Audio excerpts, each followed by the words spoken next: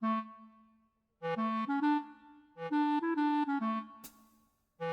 everyone! Ready to explore Japan with me? Get ready for sensory overload in the best way possible, because we are about to dive into the ultimate 14-day itinerary for an unforgettable trip.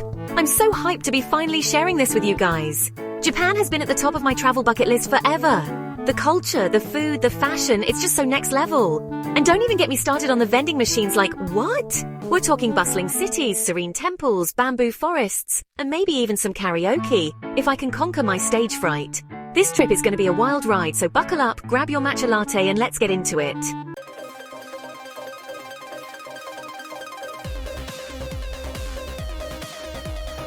First things first, we're landing in Tokyo, the city that truly never sleeps. Can you believe this place? The energy is insane. We're talking neon lights everywhere, towering skyscrapers and streets buzzing with people. It's like stepping into a video game. After we check into our hotel and freshen up, because nobody wants to explore with jet-lag breath, it's time to hit the ground running. First stop Shibuya, you know, the iconic scramble crossing you've seen in like every movie ever. We're gonna grab some authentic ramen because carbs are life, am I right? And then it's off to explore the trendy shops and cafes of Shibuya. Think streetwear, vintage finds, and maybe even a face mask or two. Gotta keep that skin glowing, you know? From Shibuya's electric energy, we're heading over to Shinjuku, which is basically like Tokyo's cooler older sister. Think sleek skyscrapers, chic restaurants, and the best rooftop views in the city. We'll end the night with some cocktails overlooking the skyline, because honestly, is there a better way to end your first day in Tokyo?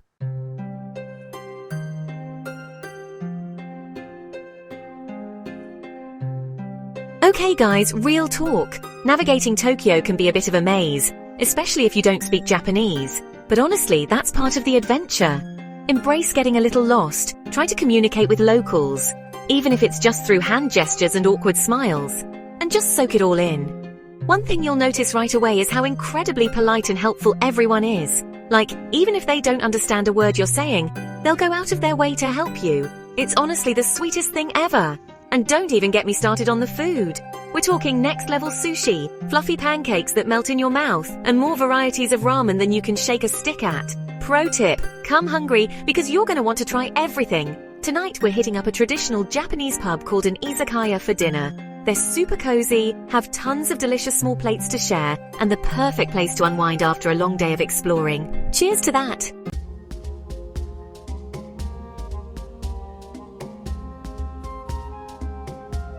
Alright guys, day 2 in Tokyo and we're trading in the neon lights for something a little more zen. Get ready to immerse ourselves in Japanese culture and history because we're going temple hopping. First up, Asakusa, one of Tokyo's oldest and most atmospheric districts. We'll wander through the Nakami's Dori Market, which is basically a sensory overload of traditional crafts, snacks and souvenirs. It's the perfect place to pick up some unique gifts for friends back home. Or just treat yourself, no judgment here. Then, we're heading to the stunning Sensoji Temple, Tokyo's oldest temple. Like, can you believe this place has been standing since the 7th century? We're gonna soak up the peaceful atmosphere, maybe even light an incense stick for good luck. Who knows, maybe our wishes will come true.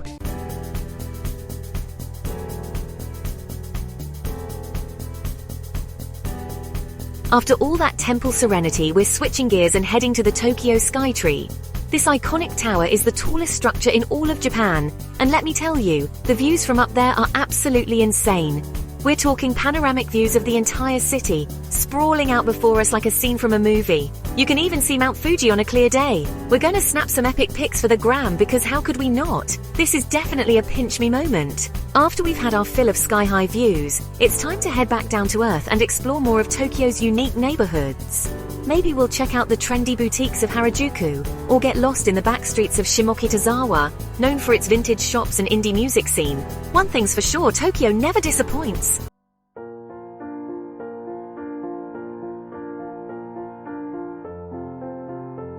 Okay, so it's day 3 and you know what that means, right? Time to switch things up a bit. Time to ditch the city chaos for some peace and quiet. Or at least that's what we're aiming for. Just kidding. We're heading to Nikko, which is beautiful and all, but trust me, peace and quiet? Not so much. It's bustling with energy. It's like a magnet for tourists.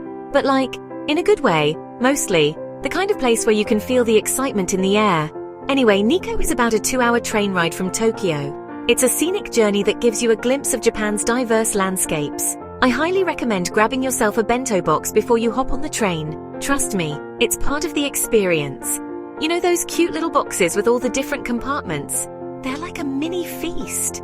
Yeah, those are bento boxes, and they're basically a Japanese picnic. Perfect for a train ride. And honestly, what's more aesthetically pleasing than eating a perfectly arranged meal while watching the Japanese countryside fly by? It's like a scene from a movie. Not much, guys. Not much. It's a moment of pure bliss. First stop, the Toshogu Shrine. This place is a must-see. This place is extra, and I mean that in the best way possible. It's like stepping into a different world. It's a UNESCO World Heritage Site, which basically means it's a big deal. A really big deal. Like, really big. Think ornate carvings, intricate details, and gold leaf. Everywhere you look, there's something to marvel at. So much gold leaf. It's honestly a bit overwhelming, but like, in a good way. It's a feast for the eyes. You know what I mean? And if you think the Toshogu Shrine is extra, just wait until you see the Taiyu Inbyo Shrine. It's equally impressive. This place is like Toshogu's cooler, more zen little brother. It's got a different vibe. It's a little less flashy, but honestly, just as beautiful. The serenity here is unmatched. The walk there is really pretty too, all through the woods and stuff. It's a peaceful journey. It's like you're in a fairy tale or something. The misty pathways add to the magic, but with like way more tourists, so be prepared for some company on your fairy tale adventure.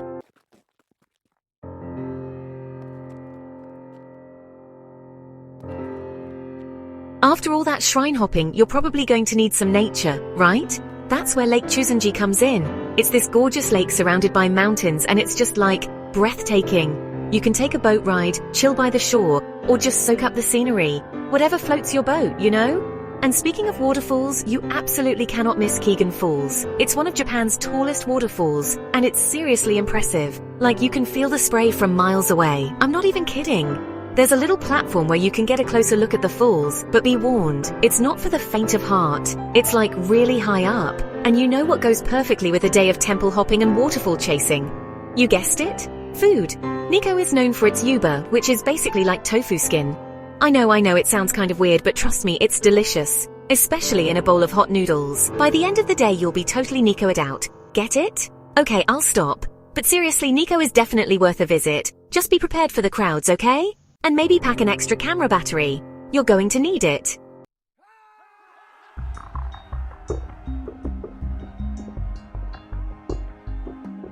Alright guys, we're back in Tokyo, and today we're diving headfirst into the weird and wonderful world of Akihabara, also known as Electric Town. This place is a vibrant hub of activity, a neon wonderland that never seems to sleep.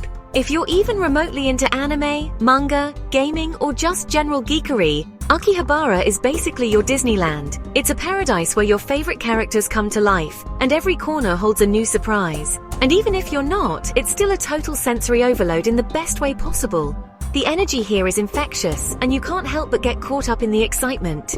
Seriously, this place is like a giant, flashing, buzzing arcade come to life.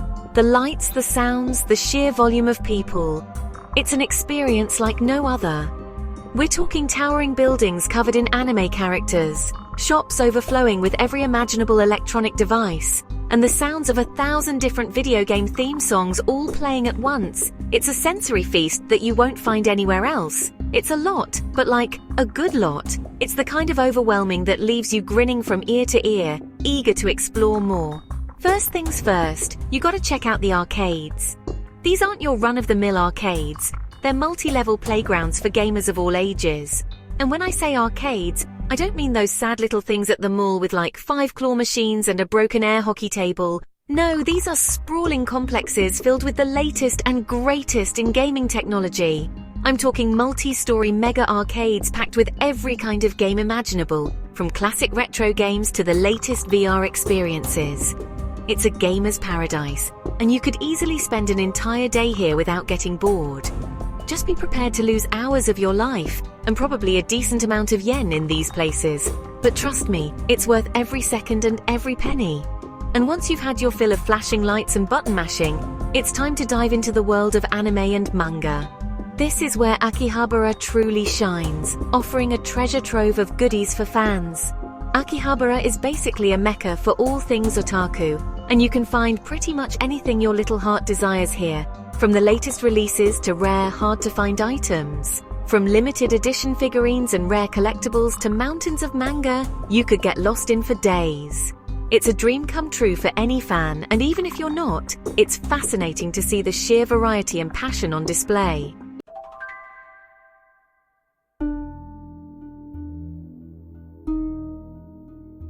After all that sensory overload in Akihabara, you're probably ready for something a little more low-key, right? Well, good news, because Ueno Park is just a short train ride away, and it's basically the polar opposite of Akihabara. Ueno Park is this huge, sprawling green oasis right in the middle of the city, and it's the perfect place to just chill out, people watch, and maybe even catch a nap under a tree.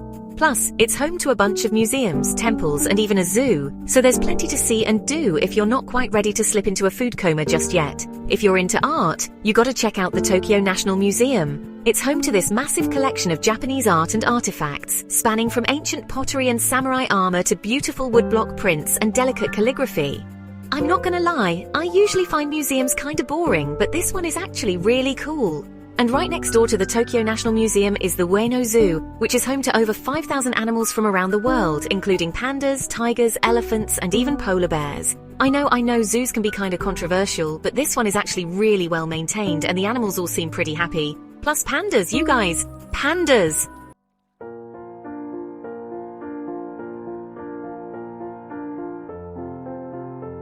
Alright guys, get ready to pack your bags because we're ditching the city for a little while and heading to Hakone, a mountain resort town known for its stunning natural beauty, relaxing hot springs and, you guessed it, more shrines and temples.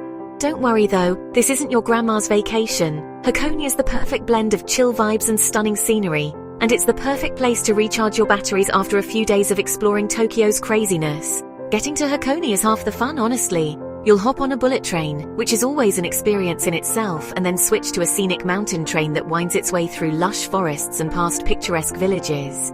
It's honestly like something out of a Miyazaki movie, only with fewer magical creatures. Probably.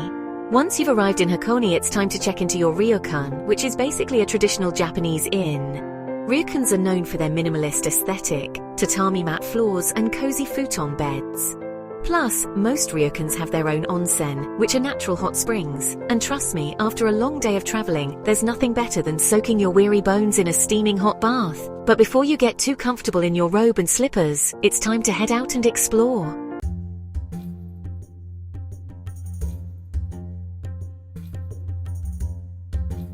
Now listen, no trip to Hakone would be complete without a ride on the Hakone ropeway. This isn't just any cable car ride, it's an experience that offers a unique perspective of the region. As you ascend, you'll be treated to panoramic views that are simply unparalleled. This cable car takes you up and over Owakudani, which is an active volcanic valley. The sight of steam rising from the ground is both eerie and fascinating, a reminder of the Earth's raw power.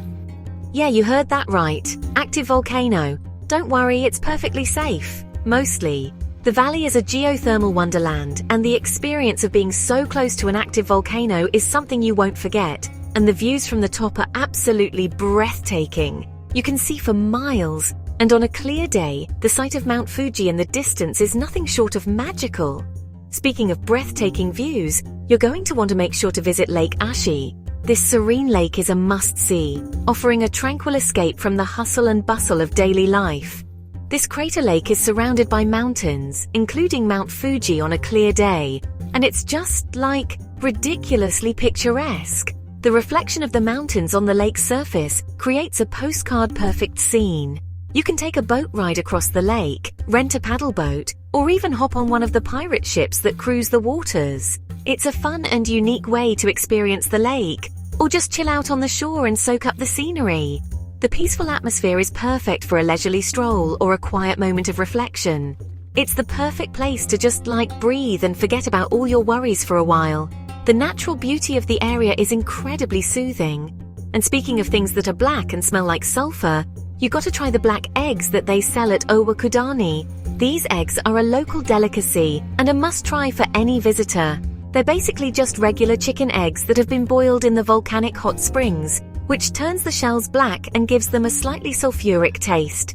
It's a unique culinary experience. The process of boiling the eggs in the hot springs is fascinating to watch. The sulfuric steam rising from the springs adds to the mystique of these black eggs. They say that eating one of these eggs will add 7 years to your life. Whether or not that's true, it's a fun tradition to partake in. I mean, I don't know if that's actually true, but they're definitely worth a try, even if it's just for the Instagram story. The striking black color makes for a great photo op. And let's be honest, who doesn't love a good Instagram story? The black eggs are a quirky and memorable part of the Hakone experience. And that, my friends, is Hakone in a nutshell. This charming region offers a perfect blend of natural beauty, cultural experiences, and unique attractions. Well, not literally in a nutshell, because that would be weird. But you get what I mean. Hakone is a place where you can find something for everyone. But you get what I mean. Hakone is the perfect escape from the hustle and bustle of Tokyo, offering a serene retreat where you can unwind and enjoy the beauty of nature. And it's a place where you can truly relax, recharge, and reconnect with nature. Whether you're exploring the volcanic wonders, enjoying the lake, or tasting the local delicacies, Hakone has something special to offer. And maybe add a few years to your life if you're into that sort of thing. So pack your bags and get ready for an unforgettable adventure in Hakone.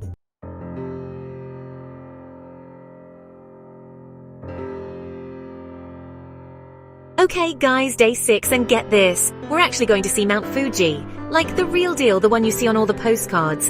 I'm talking iconic snow-capped peak, serene vibes, the whole shebang. I'm low-key freaking out a little bit, not gonna lie. You know when you build something up in your head for so long and you're like, please don't disappoint, please don't disappoint? That's me right now with Mount Fuji. But anyway, we're starting our day early because obviously we've got a lot to see. We're heading to the Fuji 5 Lakes area, which is like this super picturesque region with, you guessed it, 5 lakes, all beautifully situated around Mount Fuji, of course. First up, Lake Kawaguchiko, the most famous of the bunch. Apparently you get the best views of Fuji from here, so fingers crossed for good weather. I'm talking clear skies, sunshine, the whole 9 yards. A girl can dream, right?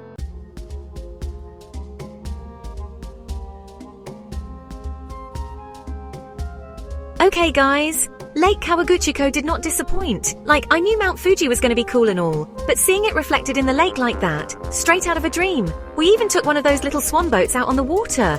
Yeah, I know, super cheesy, but honestly, sometimes you just gotta embrace the touristy stuff. Plus, it was actually really peaceful just drifting along, soaking up the views. After our little boat adventure, we decided to check out some of the other lakes. Each one has its own vibe, which is kind of cool. Like Lake Saiko is known for its hiking trails, and Lake Shoji is supposed to be super tranquil. We didn't have time to see them all, which is kind of sad, but I guess it just gives me an excuse to come back, right? And maybe next time I'll actually be brave enough to climb Mount Fuji. Okay, who am I kidding? Probably not, but a girl can dream.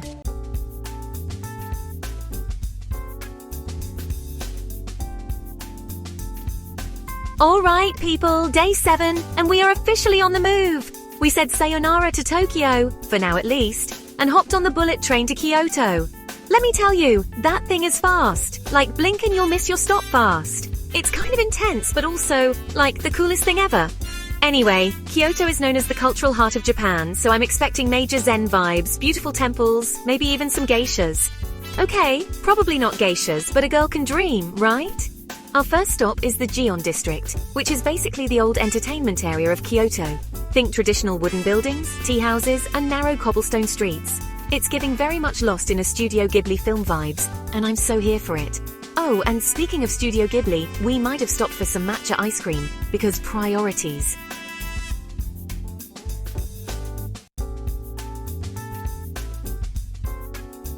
Okay, guys, we did Eye of Walking today, like my feet are currently protesting as we speak, but it was so worth it because the temples in Kyoto are on another level. We started with Kiyomizu-dera, which is perched on a hill with the most amazing views over the city. Like seriously, the view alone is worth the trek. The temple itself is stunning too, all these intricate wooden structures and beautiful gardens. Then we hit up Kinkakuji, aka the Golden Pavilion. And yes, it is literally covered in gold leaf. I'm talking blindingly, ridiculously golden. It's kind of extra, but also, like, very impressive. We squeezed in a few smaller temples too, and I swear each one was more beautiful than the last. I'm talking peaceful gardens, moss-covered statues, the whole Zen shebang. I'm feeling very cultured and at peace right now.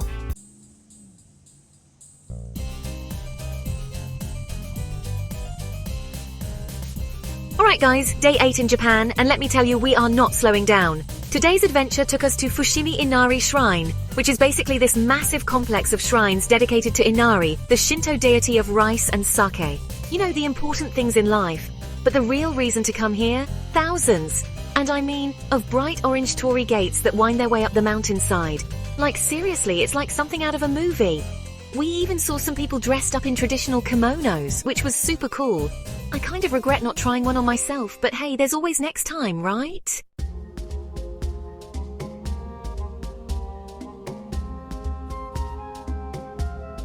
Okay, so after our little hike through the Torii gates, we headed to the Arashiyama Bamboo Grove. And guys, this place is straight out of a fairy tale. Imagine this, you're walking along a path, and all around you are these towering bamboo stalks, reaching up towards the sky. The sun is filtering through the leaves, creating these cool shadows, and there's this gentle breeze rustling through the bamboo. It's honestly one of the most magical places I've ever been. We even saw some adorable little monkeys playing in the trees. And no, I didn't try to feed them this time. Remember the squirrel incident? We finished off the day with a traditional Japanese dinner, complete with sushi, tempura, and all the green tea a girl could ask for. I'm feeling very zen and very full right now.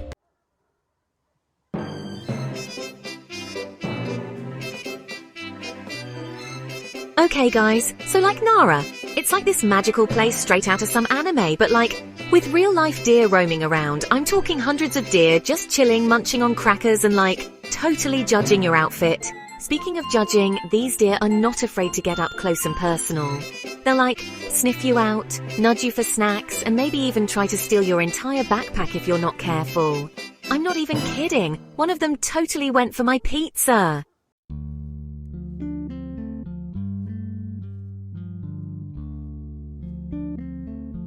Alright, so Tadaiji Temple. Imagine like the biggest wooden building you've ever seen in your life and then like multiply it by 1,000. That's Tadaiji. It's seriously impressive. And the history behind it is kinda wild. But like the real star of the show is inside the Great Buddha. This thing is massive, guys. Like I'm talking taller than a giraffe in heels. You just stand there and like stare up at it and you feel this weird sense of peace and also like you're really small. It's hard to explain, but like, being in the presence of something so ancient and majestic, it just kind of makes you think, you know, about life, the universe, and like whether those deer are ever gonna give me back my pizza. Anyway, Nara was a whole vibe.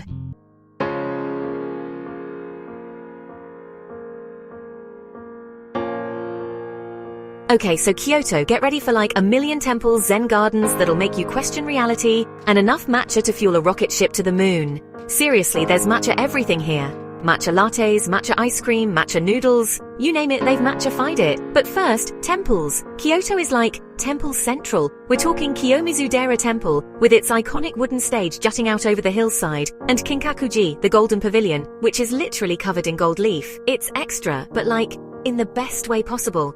And then there are the gardens. Guys, these gardens are like next level zen. We're talking perfectly raked gravel, meticulously pruned bonsai trees, and this overall sense of tranquility that just kind of washes over you. Honestly, after like 5 minutes in a Kyoto garden, I felt like a new person. Or at least a slightly less stressed version of myself.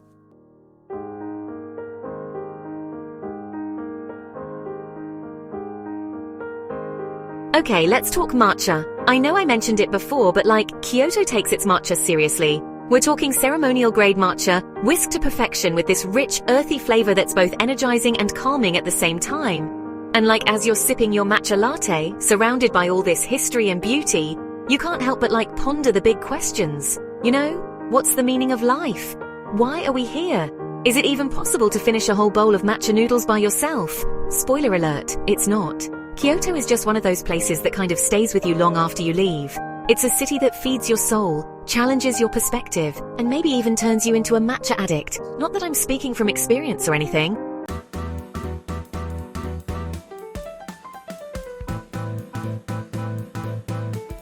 Alright guys, buckle up because we're headed to Osaka, the land of delicious street food, vibrant nightlife, and this giant mechanical crab that like, spits fire. I'm not even kidding. But first, let's talk about Osaka Castle. This place is like straight out of a history book, with its towering walls, intricate details, and panoramic views of the city. You can climb to the top for like the ultimate Instagram shot, but be warned, there are a lot of stairs. Like, a lot. I may or may not have almost passed out on the way up, but like it was totally worth it for the view. And for the photo op, obviously. Priorities, people.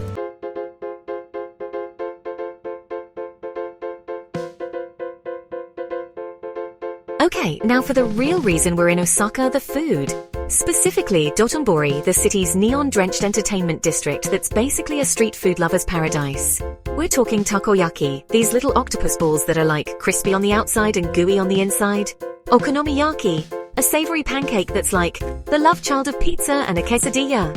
And of course, no trip to Osaka is complete without trying kushikatsu, deep-fried skewers of everything from meat and seafood to cheese and vegetables. Honestly, I don't think I've ever eaten so much food in my life, but like it was all so good I couldn't help myself. And the best part? It's all super affordable, so you can like eat your weight in street food without breaking the bank. Oh, and before I forget, Dotonbori is also home to the Glico man, this giant illuminated billboard of a dude striking a victory pose. It's like the unofficial mascot of Osaka, and you have to get a selfie with it. It's basically a rite of passage.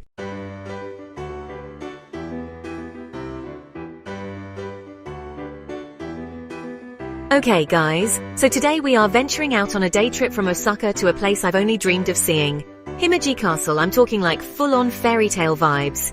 You know when you were a kid and you pictured what a real-life castle would look like? This is it. Like, I'm seriously geeking out over here. Anyway, the train ride from Osaka is super easy. It's like an hour on the bullet train, which by the way still blows my mind how fast those things are. I swear, Japan is light years ahead. Once you get to Himeji Station, it's like a straight shot to the castle. You literally can't miss it. It's huge and majestic, and honestly, I'm shook.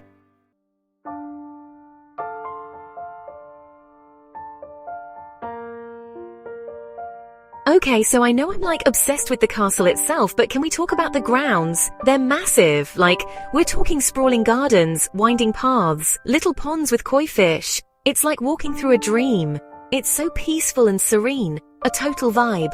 I spent like hours just wandering around, taking it all in. There are these beautiful cherry blossom trees everywhere, and even though they weren't in bloom when I was there, I can only imagine how magical it would be during cherry blossom season.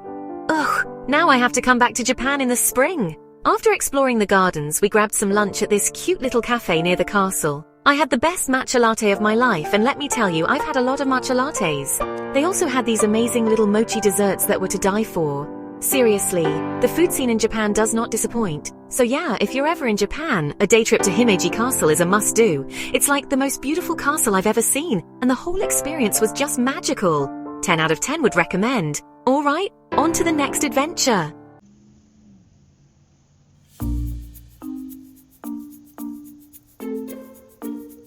Okay guys, day 13.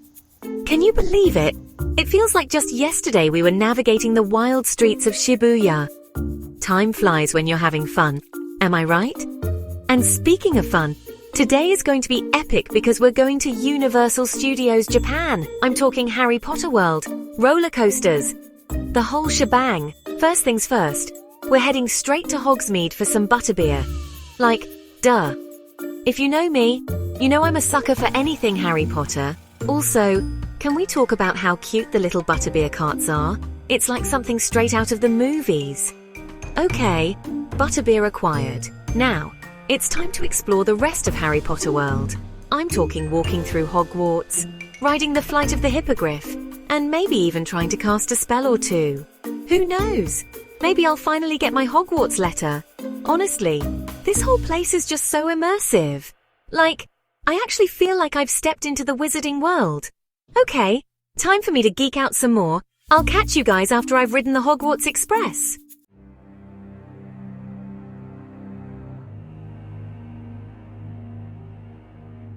Alright guys, we survived Harry Potter World. Barely. All that magic really takes it out of you, but we gotta keep the energy high because next up we're tackling some roller coasters. And let me tell you, Universal Studios Japan does not mess around when it comes to thrill rides.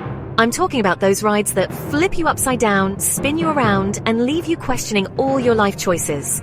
But like, in a good way, you know? I'm all about that adrenaline rush. Plus, screaming your head off is a great way to relieve stress. And you know I can't resist a good theme park snack. I'm thinking maybe some loaded fries or a giant turkey leg. Because priorities. Okay, after that crazy roller coaster, I need a little break. So, we're heading over to Jurassic Park for some, hopefully, less intense adventures. I'm hoping to catch a glimpse of the T-Rex. Maybe snap a selfie if I'm feeling brave. Wish me luck.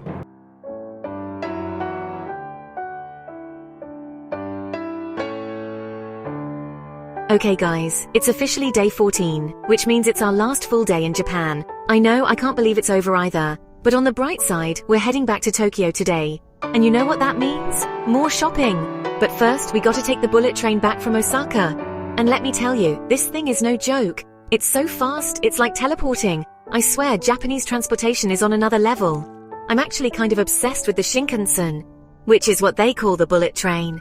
It's so efficient and smooth, and it's just so cool how they've mastered high-speed rail travel. Plus, the window views are amazing. But anyway, back to Tokyo. I'm feeling a little sad to be leaving Osaka, but also excited to be back in the city. Tokyo, you haven't seen the last of me.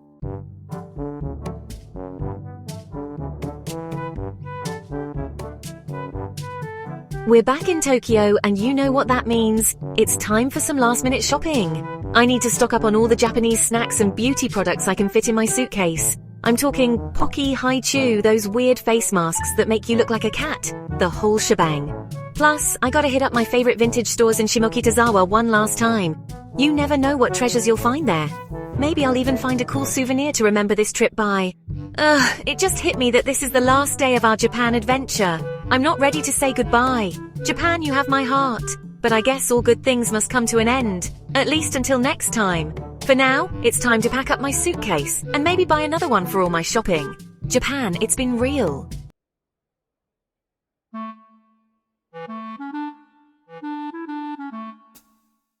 And that's a wrap on my 2-week Japan adventure. I'm so sad it's over, but I'm leaving with a heart full of amazing memories, a suitcase full of Japanese goodies, and a serious case of wanderlust. Thanks for joining me on this amazing journey through Japan. Don't forget to like, comment, and subscribe for more travel adventures. See you next time.